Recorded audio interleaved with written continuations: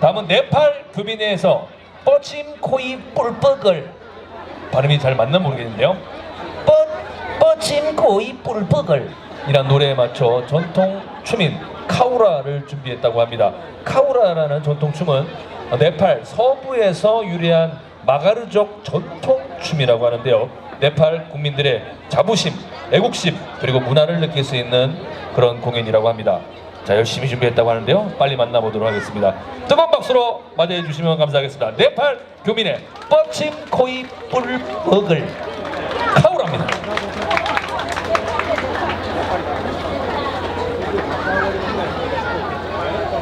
네, 박수로 맞이해 주시죠.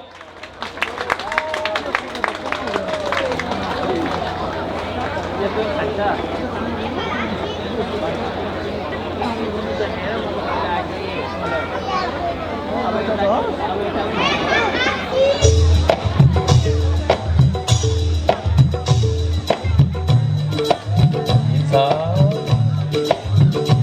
네.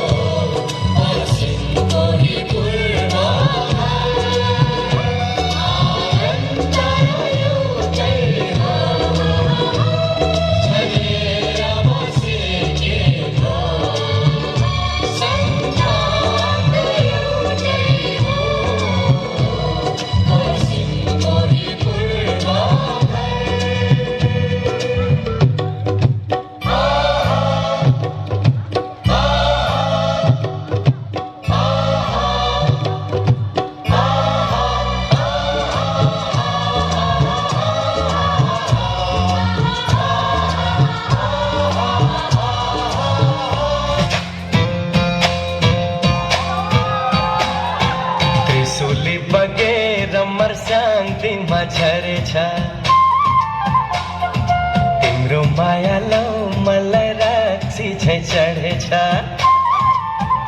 हे त्रिशुली बगेर मर्स्याङ्गीमा झरेछ तिम्रो मायालो मलाई राक्षी झै चढेछ हे राफ्टिङ बिसाउने